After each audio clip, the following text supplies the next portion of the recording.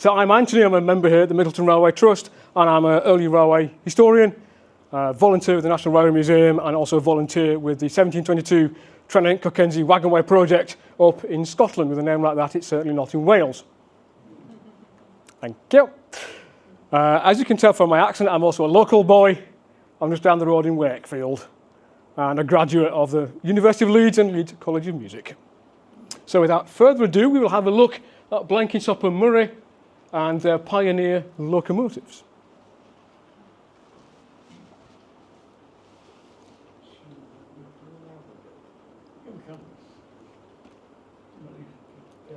So we're going to have a look at what the Middleton Railway was, who Blenkinsop and Murray were, the Middleton locomotives, Middleton-type locomotives built in Britain, Middleton-type locomotives built in Europe, and then end up looking at later locomotive building firms. So the Middleton Railway began in 1755 as a wooden wagonway, alias Newcastle Road, built to serve pits at Middleton, carrying coal down to the River Aire at Thwaite. However, it was probably heading in the wrong direction. It was serving the river trade, as were the collieries of the rivals, the Fentons, but it wasn't serving the Leeds trade. And in the middle of the 18th century, there was a big boom in Leeds as an industrial centre, as an urban centre, and coal was becoming the fuel of fashion and the fuel that was de rigueur. It was the posh fuel. So the wagonway was heading in the wrong direction. 1757, Richard Humble, who was the viewer and was also a Geordie, proposed rerouting the wagonway towards Leeds to a new stave at the end of Leeds Bridge. But this meant there was a problem, and that was the Fentons. And the Fentons became the erstwhile quote-unquote coal kings of Yorkshire. And they achieved that prestigious title by fair means or by foul. For example, in Wakefield, the coal owner Benjamin Smithson had pits in Elverthorpe and Lower Lathes, which were very profitable. And he had his own wagonway leading coals from his pits to Wakefield and then to River Calder. The Fentons saw this and came along and said, "Oh, that looks a really gradely idea. I'll get some money out of that pit." Built his own pits, and he built his own parallel wagonway. But at one point, to access staithes at the Calder in Wakefield, the two wagonways crossed each other, and Fenton was like, "Oh, you're not crossing my bleep wagonway," and ripped up Smithson's rails. It then went to court, and they had to introduce a very expensive way leave so Smithson could cross Fenton's wagonway. They were a little bit mafiosa, if that makes sense, in the way they ran their business. So to sort out the new route of the Middleton Railway and the various way leaves, a way leave being a lease of a plot of land for certain years for the amount of tonnage carried over it, some of which was over Fenton land, they had to resort to Parliament, took out an Act of Parliament in 1758, which confirmed the route of the new wagonway down to the River Aire. And that is the first Railway Act of Parliament. It also confirmed the price of coal to be sold in Leeds and fixed it at a certain tariff. And because these were commercial businesses, Brandling, who owned the Middleton pits, used his Act of Parliament to undercut. Can we guess who he was undercutting? The Fentons. Everyone was happy with this arrangement apart from the Fentons. And the colliery continued to be incredibly profitable for the Brandlings until about 1800. When, due to its distance from Leeds and the staithes near Leeds Bridge, something had to be done. It was still at this point a wooden wagonway rather than one with cast iron rails and stone blocks. And in 1808, John Blenkinsop was appointed as the estate steward and as the colliery viewer. The viewer is an old-fashioned term, and you see it for people like Nicholas Wood in Newcastle, who was the viewer at Killingworth Colliery, and he was basically the manager come engineer come general dog's body, as well as being the steward to Charles John Brandling, who was the lord of the manor. John Blenkinsop was a Geordie, and it's not clear where he was actually born. Some sources say he was born in Felling in County Durham. Other sources say he was born at Walker-on-Tyne in the east of Newcastle. His family, all the way back, were stonemasons. So when he went to Ancestry.com and had a quick look, stonemasons, stonemasons, stonemasons all the way down. However, he was apprenticed to his cousin as a coal viewer, as a colliery manager. In 1805, he very likely witnessed the Trevithick locomotive built by Waters in Gateshead, and this gave him a grand idea of using steam power to move coal on the railway. 1808, he was appointed viewer at Middleton. Very soon after, he rerouted the railway to make it more favourable, took out the steepest gradients, the sharpest curves. He relayed it with iron rails, and he clearly saw in the Trevithick locomotive a vision of the future. As during 1811 and perhaps even 1810, he was experimenting with steam power. And in 1811, he took out a patent for a rack and pinion railway system. His patent doesn't specify, however, how that was to be powered. It's solely on the rack and pinion. In the 1820s, he was consulting engineer for Sir John Lister Kay, who had collieries at Flockton and at Denby Grange. For those who are familiar with Caphouse Colliery, the National Coal Mining Museum of England, that was a Lister Kay colliery. He died after a quote-unquote brief illness in 1831 and is buried at Rothwell Parish Church. There are no known portraits of him, but this is a quick snap of his gravestone. He lived just long enough to see the birth of the mainline railway. He built the first commercially viable locomotives in Leeds in 1812, and by the time he died in 1831, there was a mainline, modern, steam-powered railway between Liverpool and Manchester with various schemes already in motion to extend that railway and to build railways from London to Manchester and Liverpool.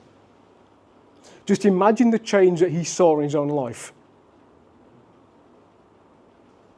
and the change that he wrought not only in Leeds but globally as a result of what he did here. Our next dramatis personae is Matthew Murray, and he was also another Geordie. So unfortunately, the introduction of railways and steam power to Leeds wasn't by Yorkshire people. You can boo at this point if you want. And I'm saying that as someone who's a quarter Geordie. Matthew Murray was apprenticed as a whitesmith, that is someone who uses white metal, so we're talking about ferrous metals, we're not talking about copper and brass. Became a journeyman mechanic, later working as a millwright in Darlington, and he moved to Leeds in 1789 to work for John Marshall. John Marshall was one of the first bona fide millionaires, and that's millionaires in 19th century money. So add a few noughts to the end of it. And together they revolutionised textile production in Leeds, particularly the flax and the linen trade. 1795 established Fenton, Murray and Wood at the Round Foundry as engineers and engine wrights and millwrights. His business was so successful that James Watt purchased all the land around the Round Foundry to prevent its expansion. James Watt of the Soho Foundry in Birmingham was also paying off or trying to bribe members of staff at the Round Foundry to tell them what they were doing in the foundry, because the Fenton engines were much better than the ones turned out by Watt. Watt was not happy about this. 1802, he took out a patent for a high-pressure two-cylinder steam engine. He also took out the patent for the D slide valve, which absolutely revolutionised the steam engine. Before that, you're using rotary plug cocks. Not my teeth are from a horse, I'm borrowing these. Rotary plug cocks to distribute the steam. Murray comes up with a sliding D slide valve. a complete break what was going on before. He died in 1826 and is buried in Holbeck in the parish church, and quite fittingly has a cast iron funerary monument. Well, this brings us on to a question. Why replace the horse? The horse has been good enough for the last couple of thousand years to move heavy loads. But at the time that Blenkinsop arrived in Leeds, Britain was at war with Republican France. Britain didn't like the idea of liberty, equality and fraternity for everybody. And because of Britain's involvement in the Peninsular War in particular, the cost of horses doubled overnight. The British Army at this point didn't have a remount system. It didn't have a remount system until the 1880s, which meant the British Army was relying on the horses it could buy from civilian horse dealers, which meant the British cavalry and the British artillery were using horses which weren't bred specifically for military purposes. It meant the cavalry were running around on thoroughbred or thoroughbred cross horses like racehorses. They're not the right horse for the job.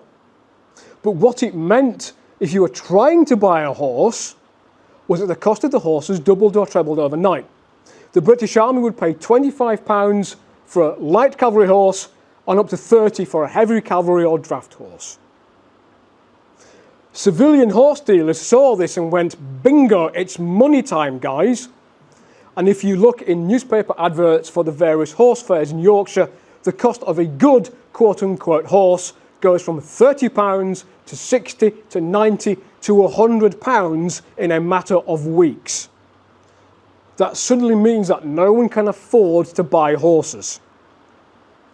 It also means the army can't afford to buy good horses either, so they're using the cheap or nasty horses for 30 quid that everybody else can afford. It also meant the cost of fodder for horses doubled or trebled overnight. And you look at the price of fodder sold at the Leeds corn market, again we're seeing the prices doing this. The cost of living was going through the roof. However, at the end of the Napoleonic War, the horse prices collapsed. Suddenly the British Army had a whole load of horses it had bought, and it was selling them off at rock bottom prices. So the price of the horse market collapsed and suddenly horses were cheap and plentiful again. And it's interesting, you can map the cost of horses and the introduction of steam power. And there's a direct correlation between 1812 and 1815 between high cost of horses and steam power. As soon as the bottom drops out of the horse market, everyone stops faffing about with steam engines because it's suddenly cheaper to go back to using dobbin. In terms of using the steam locomotive, the coal and water were effectively free. You didn't have to pay for fodder.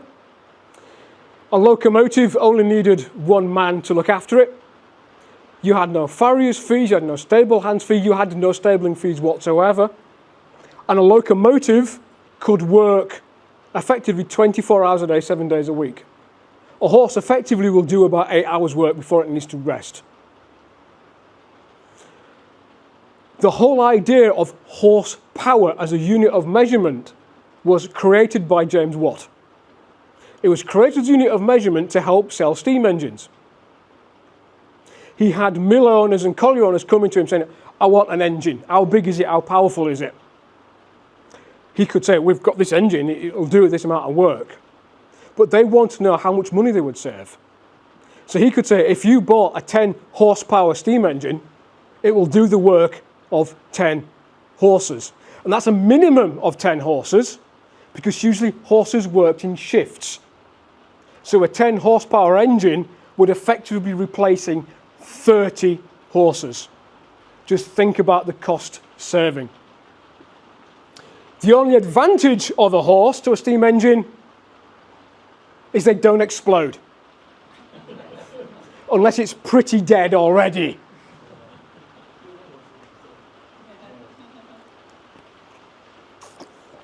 So in 1811, John Blenkinsop saw we're in a cost of living crisis. The Middleton colliery was losing money. He wanted to make a profitable business. He had seen the Gateshead engine at work, in 1805, and he recognised, as Trevithick had done, that a locomotive could be built to work purely by adhesion. And Trevithick demonstrated this in a very basic way. He chained his first engine at Penydarren in South Wales to a tree stump, set it in motion, stood well back and saw what happened. He says that the wheels span around and kicked up sparks, but it wouldn't move. And as far as he was concerned, that confirmed to him a locomotive would work, an iron wheel would grip on an iron rail. 40 years previously, Nicolas Cugnot, a French army officer, had built the first steam road locomotive in 1769, and he'd proved a steam engine could pull itself along quite happily. But Blenkinsop also recognised that Trevithick's engine had been too heavy for the track. The track was cast, very brittle. The engine was quite heavy and broke up the rails. Therefore, a locomotive had to be made sufficiently light so it didn't break the track, but that left a problem of adhesion. The solution that Blenkinsop came up with was a rack and pinion, so the engine effectively pulled itself along using a pinion wheel and a rack wheel. According to Sir John Fairy, writing in 1815, this first engine used rack and pinion drive, had a single cylinder with a flywheel. It was about 4 horsepower. And on the slide is a depiction of Matthew Murray's 4 horsepower high pressure table engine. So it's probably something like this, fitted on a 4-wheel wagon with a gear train driving a rack and pinion system. However, this is a condensing engine. You can see the condenser at the bottom, and the problem that Blenkinsop encountered was that the condensing water got too hot, which meant the condenser didn't work properly and the engine was not working to full efficiency. By having a single cylinder and a flywheel, it's reported the action was somewhat jerky and the engine was unsteady. To overcome that problem, you needed 2 cylinders. It means you don't need a cumbersome flywheel and you get a more powerful engine. So in 1812, Blenkinsop approached Fenton, Murray and Wood to build the first practical steam locomotive. And this is the second oldest depiction of a steam locomotive in print. This is from George Walker's Costume of Yorkshire, published in 1814. Blenkinsop and Murray recognised, as Trevithick had done, if you want to make a steam engine portable, it needs to be high pressure. Something that Cugnot had recognised in the 1760s. High pressure engine is smaller, it's more compact, it's more powerful. But in Britain, that meant they had to pay a royalty to Trevithick and Vivian, who had taken out a patent on quote-unquote strong steam, working at 50 psi. And this first locomotive was pretty basic. It had 2 cylinders, part immersed in top of the boiler, measuring 8 by 24 inches.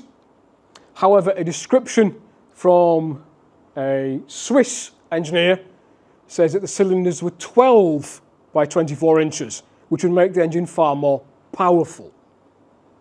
The boiler was cast iron, producing 2 halves bolted together.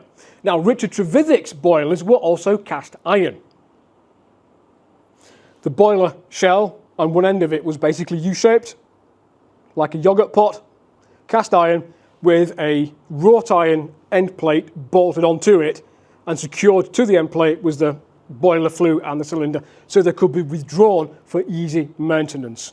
So all Blenkinsop and Murray doing, taking 2 halves of a Trevithick boiler and shoving them together. Running through it was a single wrought iron flue tube, which one end of which was the firebox. Working pressure was 55 psi, which is 5 psi higher than Trevithick was using. And to stop it from going bang, there were 2 spring-loaded safety valves which used coil springs. Trevithick also used this type of safety valve, but it's much safer than the type of safety valve you see on things like the Rocket or Planet, which has a weighted lever safety valve which bounces up and down. every jolt in the track, it lifts, it exhausts steam, and it means you can actually faff with the weight on the safety valve. With a safety valve like this, it's effectively tamper-proof. He's also presaging a stipulation of the Rainhill Trials of 1829 that every locomotive must have 2 safety valves.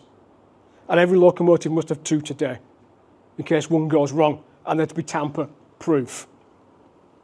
Steam was distributed, oddly, given that Matthew Murray had come up with the slide valve, using rotary plug valves. But that's what Trevithick had done, and Trevithick had proved it had worked.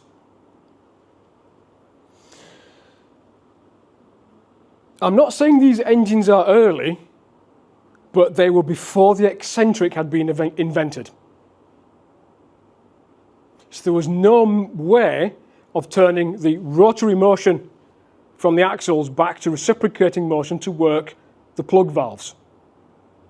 So instead, they used cams rotating on the 2 powered axles, hitting lugs on a square metal frame over each of the axle. As it rotated, it knocked them one way, it knocked them the other.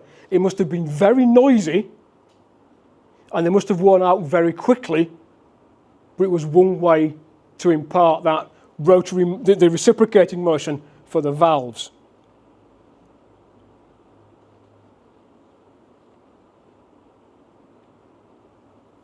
The 4 carrying wheels were unpowered.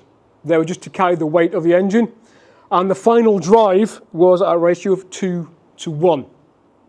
The rack wheel was on the left-hand side, which Matthew Murray wrote in 1813, and I quote, "did very well as a cheap method for trying the scheme, but certainly not calculated for practice." Because all the torque on the engine is going to one side, the engine is constantly trying to do this, the engine frame is trying to warp, it's also damaging the track, it's damaging the engine. Murray also notes that the wheels of the engines wore out very quickly as a result of this. They were looking at having to replace the carrying wheels about every 12 months or so because they were wearing down. Murray, if he would have started again, would have had a central rack, but the problem was keeping the central horse track between the rails clear to add a space for horses to plant their feet, which is why he couldn't do it. They were still using horses to a limited degree for shunting, so he put the rack on one side. The really scary thing is that the first 2 locomotives operated rather like a Mammoth on the single fill principle. They didn't have a coal bunker. They didn't even have a water tank or a water pump. The capacity of the boiler was determined by the length of the run the engine would make. In this case, 1.5 miles on 2 level sections, one on Hunslet Moor, one from the bottom of Todd's run incline down to the stairs, backwards and forwards. Size of the boiler calculated for a couple of runs up and down. So when the water started to run out, they opened the safety valves, let all the steam out with a cast iron boiler, refilled it with cold water into a cast iron boiler, relit the fire, and off they went again.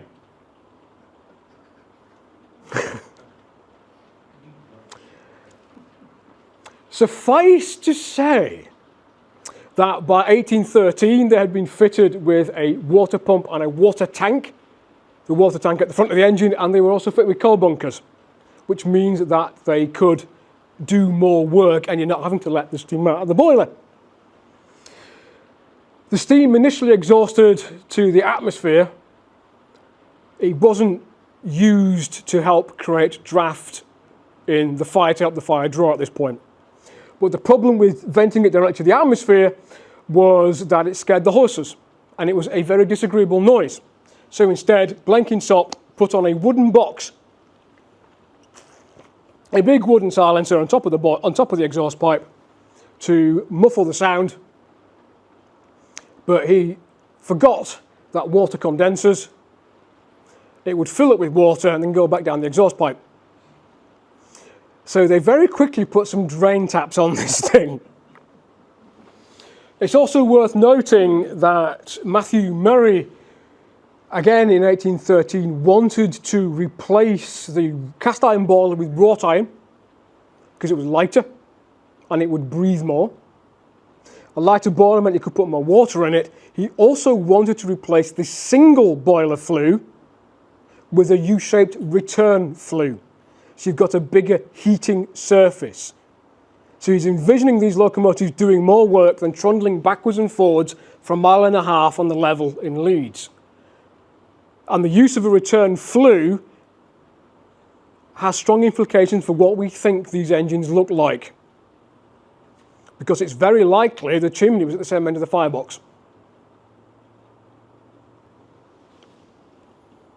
There are no known authentic drawings of these engines produced in Leeds.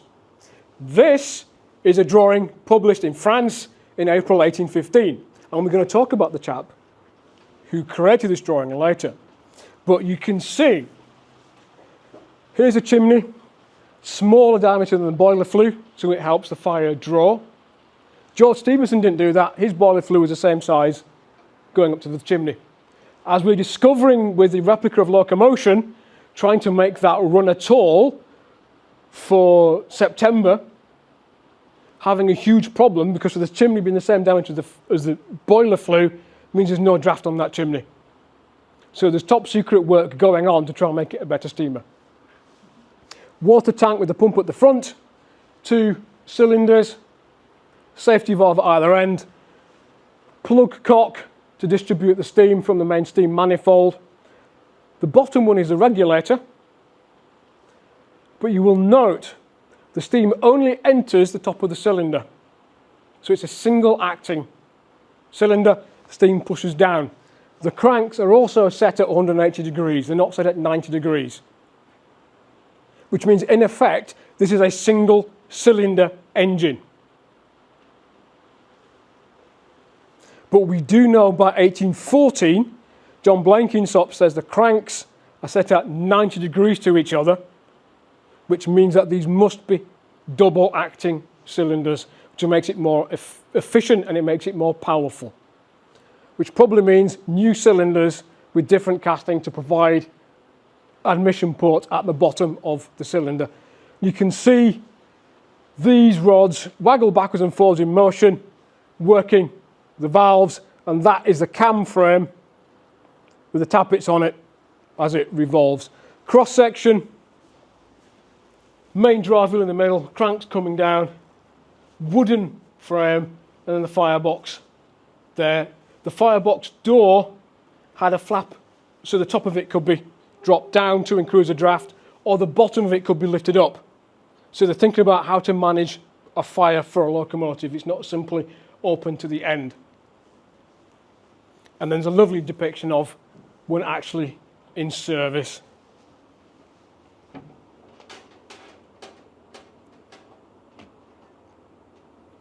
So the first locomotive was tested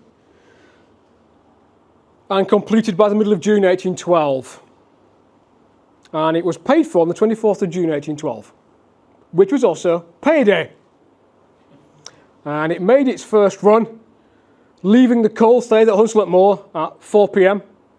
with 6 later 8 coal wagons behind it, each weighing 3 tons, carrying 3 tons of coal.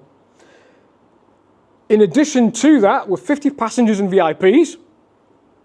So these are invited persons travelling behind a steam locomotive. Over a decade before you have VIPs travelling behind a steam locomotive between Stockton and Darlington. The engine covered 1.5 miles in 23 minutes, which isn't bad going for the first time out of the box. And the loads of coal brought down were presented as a gift to Leeds Infirmary, which is an uncharacteristically charitable act by the Brandlings. The Leeds Mercury newspaper reported that we cannot forbear to hail the invention as a vast public utility. And a couple of weeks later, the Leeds Mercury published this, a description of Blenkinsop's engine. This is the first published depiction anywhere of a railway locomotive. They have not yet called it a railway locomotive or locomotive engine. It's Blenkinsop's machine. And that's how it's referred to in the Middleton Colliery paybooks. It's always referred to as the machine, and the drivers are referred to as being at the machine, which is that.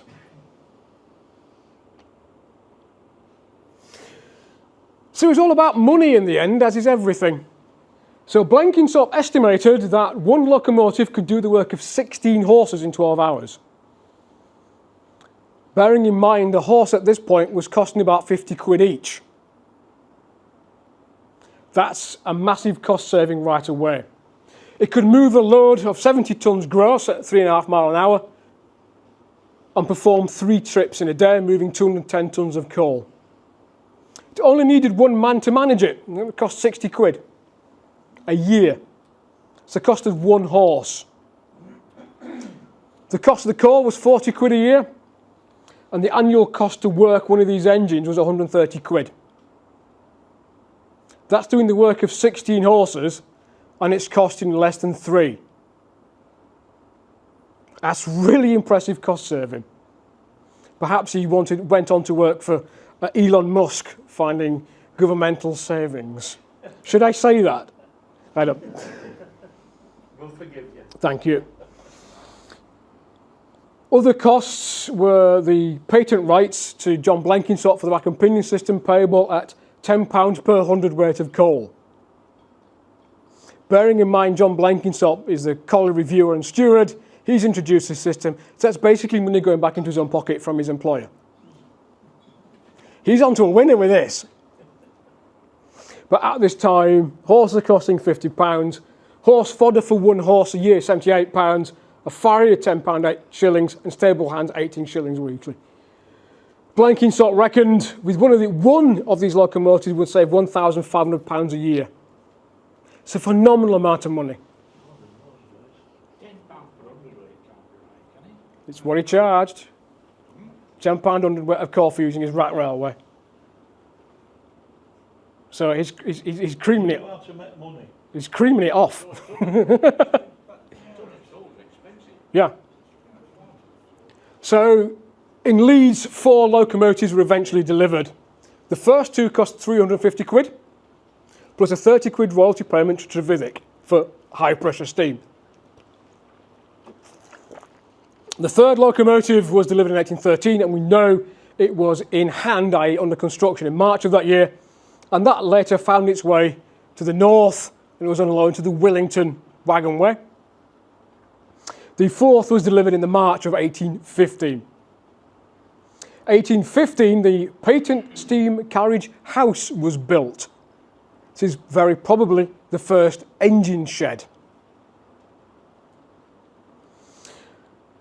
Later locomotives had wrought iron boilers. The first 2 had cast, the later 2 had wrought iron boilers. Murray, as we saw, preferred a wrought iron boiler, and we do know that they had a double iron tube, i.e. a return flue.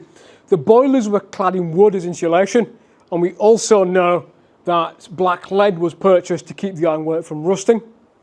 And a chap called William Dalrymple shows a peculiar tent structure erected over the engine to protect the engine's ironwork from the condensed steam from the exhaust, and in a day like today, would also protect the locomotive crew from any inclemency.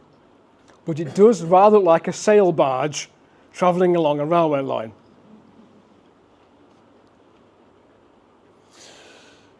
Leeds became an international centre for visitors, and visitors flocked to Leeds to see this new wonder of the age.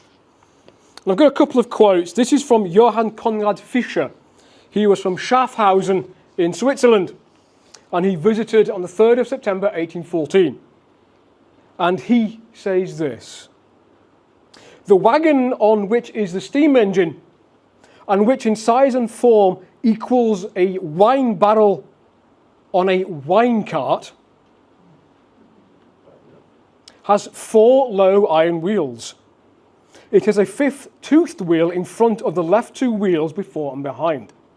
The toothed wheel grasps in the cogs and is moved by the 2 smaller wheels in front. The piston handles in 2 cylinders of 12 inches size, moved by the steam engine." And then this is a beautiful anecdote. The man who guided the machine called me to jump up on the wagon, which was supplied with 2 benches on either side.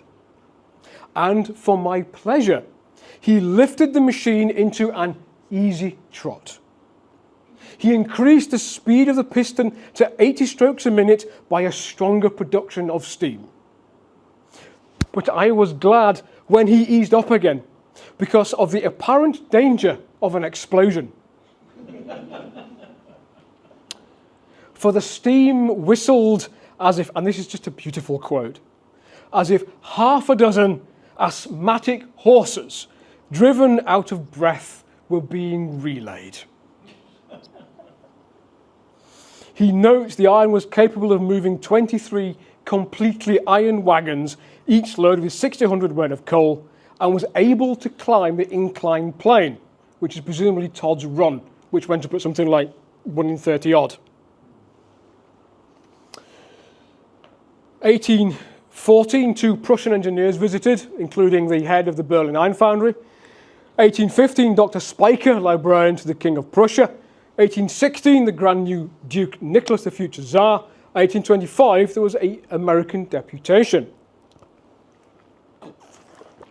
But you might recognise this illustration from before. This was the product of Monsieur Andreau, and he was a mechanical engineer living in Paris. We know from Parisian street directories he was living in Paris from as early as 1809, and he's described as habile comme mécanicien. But he was no ordinary engineer. He was a spy. In September 1814, he was sent outre-Manche by Christoph Philipp Oberkampf. He was a Franco-German cloth merchant and cloth manufacturer working in Paris. As early as 1806, Oberkampf had been sending spies to Britain to see what was going on in terms of the industry and technology. And he was doing this with the full cognizance of the Emperor Napoleon. In September 1810, for example, Napoleon signed passports for his 2 nephews to travel to the Baltic on spying missions. And we also know that Oberkampf was receiving technical information from Manchester and from Edinburgh. And he had an agent in Edinburgh and Glasgow called Robert Hendry. It's also worth noting that William Cockerell, an emigrant British engineer in Belgium, the father of John Cockerell, who we'll come on to, was also part of the same spy ring.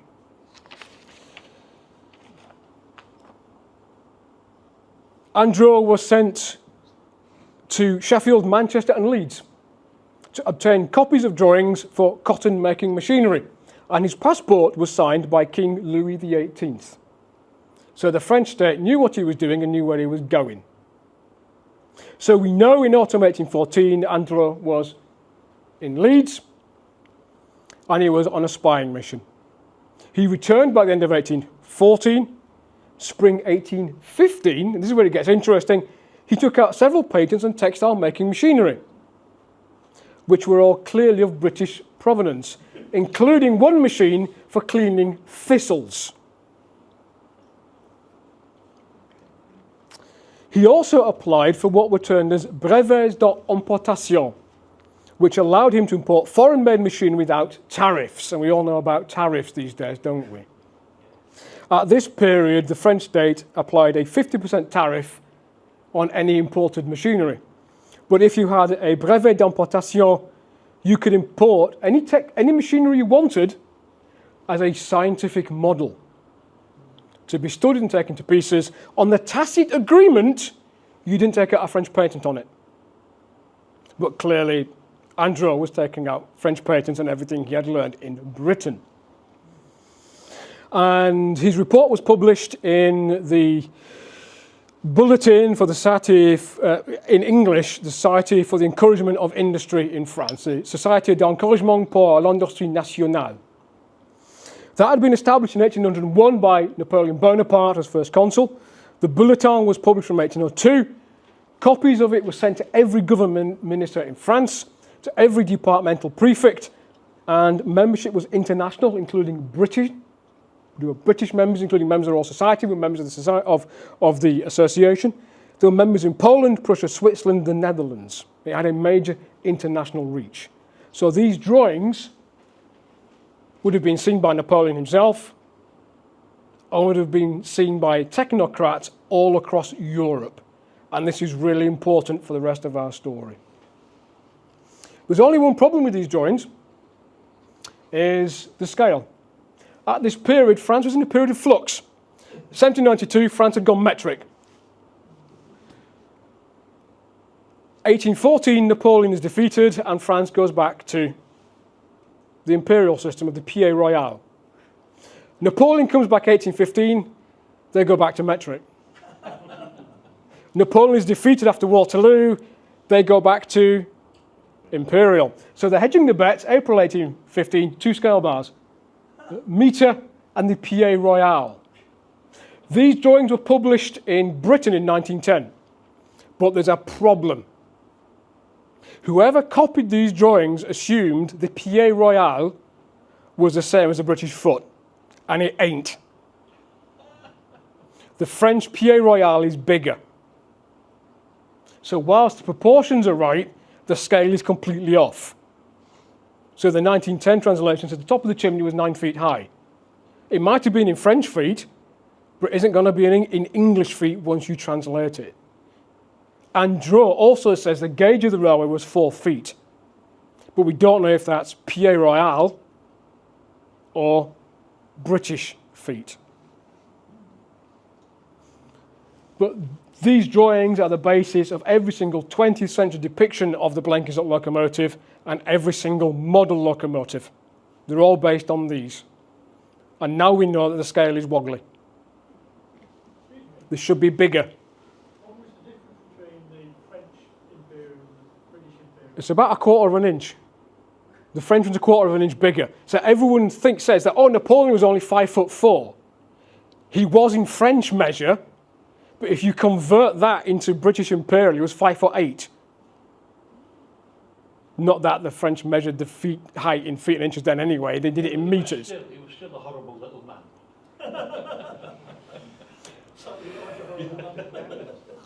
It's a good job I'm not wearing one of my pin badges here.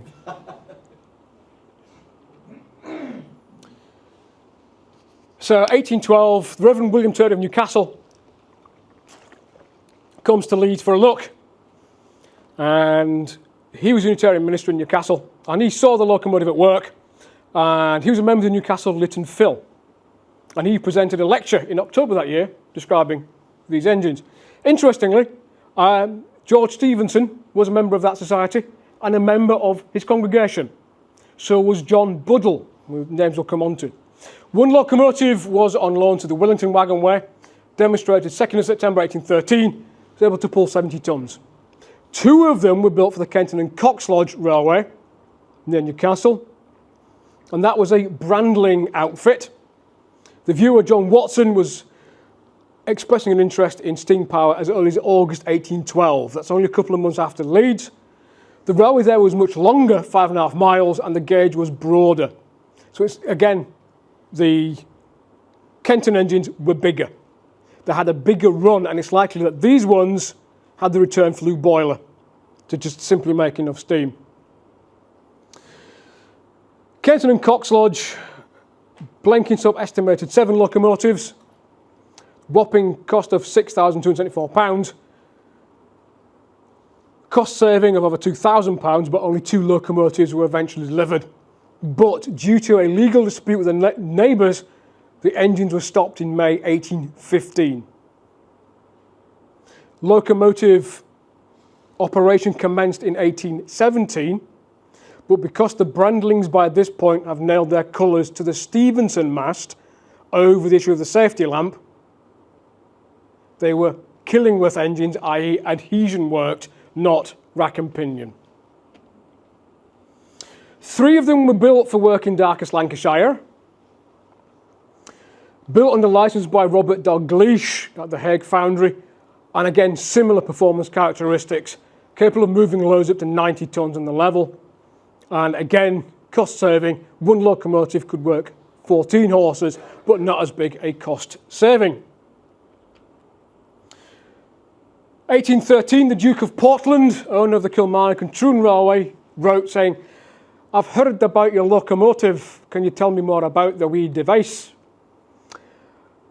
Blenkinsop and Murray wrote a full cost-benefit analysis for the Duke of Portland, saying we'd reduce his running cost by 5/6, but Kilmarnock and Troon had just been completed, and it would have meant relaying the whole railway with new rails, so it just wasn't cost-effective. One of them was built for the Nantiglow Ironworks in South Wales. We know in 1813 Blenkinsop was in correspondence with two Welsh colliery owners and reached an agreement in 1813. We only really know about this engine because of documents regarding the rebuilding of its boiler in the 1830s. We know that the boiler was a double return flue. So that's a type of boiler called the breeches flue. It's Y-shaped. Single large flue goes one way, it branches, come back as two smaller flues, terminating in two chimneys. So again, that puts the chimney at the same end as the firebox. It changes how we view these engines. Crawshaw Bailey, who owned the ironworks, recorded it cost £10,000 to buy the locomotive and track and all the wagons to do it. And it was rebuilt 1829 to 30 with a new boiler. Either the old one patched, and by that point it had been converted to adhesion working. So that's a much bigger engine, double return flue, far more efficient. The design is evolving from the very basic thing we see here. Then we go to Germany. Two locomotives were built in Berlin. The first one for Königsgruber, now Chorzow in Poland in 1815, smaller than Leeds. The cast iron boiler, cast in three sections, 2 meters long and 63 centimeters in diameter. You can see the two flanges, two ends bolted together. Cylinders were tiny, 13 centimeters by 31, not very big. Ready in July 1816, and it was found to be very underpowered. It was rebuilt with bigger cylinders, but it wasn't a success due to the lack of precision in making the parts. The steam joints leaked and that boiler leaked. So that ended its days as a stationary engine. And this is the original drawings of that engine in the Dusseldorf archive. Second one was built for the Saarland mines. Saarland had been part of France before 1815. During 1814, they had been already making experiments for steam locomotives. This one was bigger than the Königsgruber engine with 10 Zoll, which is about 25.5 centimeter cylinders.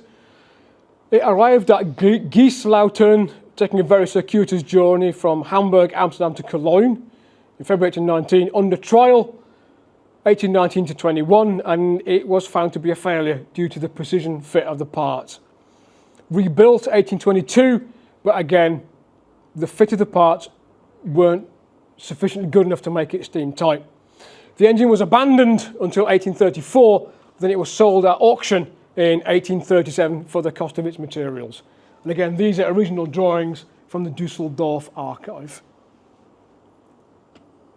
Now we come to Belgium, and one locomotive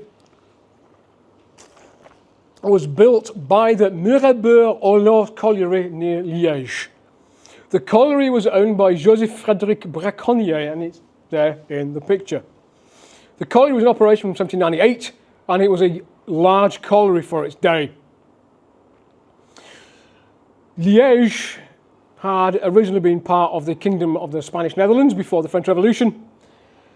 1792, you have the Brabant Rebellion, you have Belgium coming in as an independent country. 1810, Belgium is subsumed into the French state. 1815, it becomes part of the Netherlands again. So this little engine could have been the first engine in France, the Netherlands or Belgium, take your pick.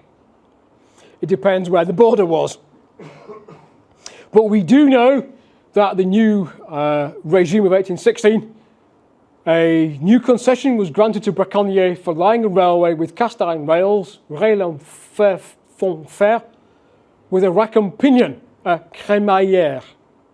There's only one type of locomotive and railway that can be. Cast iron rails with rack and pinion. And the engine carried coal from pits at Tilleur to a Lancashire wharf. John Cockerill, whose father had been part of the Napoleonic spying, had moved his business to Liège and sent Nicolas Détier to England to research different types of steam engine. Détier was Braconnier's mother-in-law's maiden name. So there's another relationship going on here between Cockerill, international spirings, and the owner of this colliery who had the engine built. In the Brussels National Archive is a list of the colliery assets from 1821, which describes a private railway to bring coal to the Meuse. The equipment included rail en fond, which is cast iron, rail à crémaillère, rack and pinion, and also a chariot à vapeur, a steam wagon, which is exactly how the French had described Blenkinsop's engine in 1815. 1834, there's a newspaper article published in Brussels which describes a very ancient English locomotive in 4 wheels working near Liège. This is before any railways are built in Liège, so what can it be? It's probably our little Blenkinsop engine, and given the dates of the Blenkinsop engines here and Nanty Glow, it would fit with a lifespan of 15 to 20 years. And in 1834, the same year, the Commune of Tilleur authorised the meter gauge railway to run between the pits and the coal depot, confirming that existing route, suggesting that that engine had been built to a meter gauge.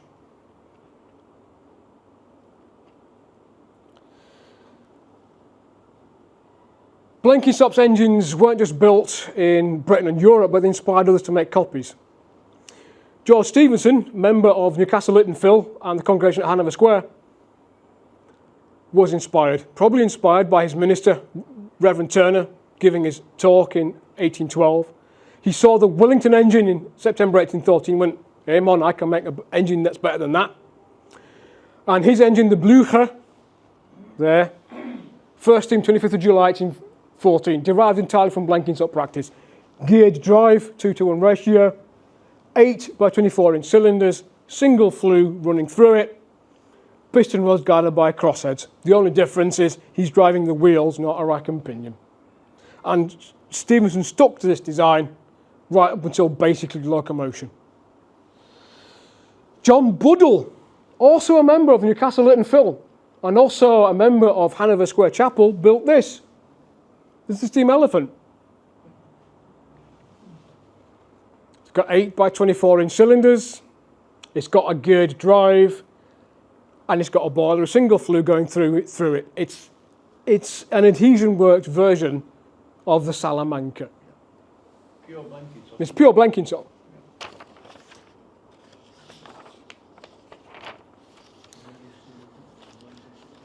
It's worth noting that Blücher was very probably the first adhesion-worked locomotive. William Hedley and his 2 sons put it about that Puffing Billy first steamed in 1813, when if you look at the Wylam colliery accounts, it wasn't even thought of. It was under construction in 1814. John Buddle writes asking what is Hedley about.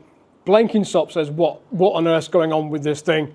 And if you look at William Hedley's patent, his patent included an engine pulling itself along a chain or a rope. The wheels had teeth or flanges which gripped into the ballast, and he even hedged his bets and suggested it could pull itself on a rack and pinion. So William Hedley was going, well, I don't really believe, I'm not sure it'll actually work on adhesion alone. And we know that Puffing Billy was in service by August 1814. So it comes after the Blücher.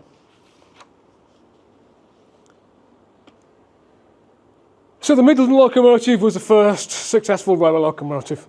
It was the first commercial success. It pointed to the future. 4 were built for the Middleton Railway, 2 for Kenton and Cox Lodge, and they were bigger. We know about the one for Nanty Glow in Wales. 3 built at Orel under licence. 2 failures built in Prussia because they hadn't got the technical skills yet. 1 was made in Belgium, probably by Cockerill, and that's important because Liège was the major technical and machine shop centre of that part of Europe, and a working model was sent to Russia. We only know about these examples through the very sparse documentary record. It was only recently that the existence of the Nanty-Glow engine was confirmed. Likewise, only about 20 years ago, the two Prussian examples were solidly confirmed with archive trawls in Dusseldorf. So we don't know what might be lurking out there. Now I've noticed the time, so I'm going to bring that to an end there.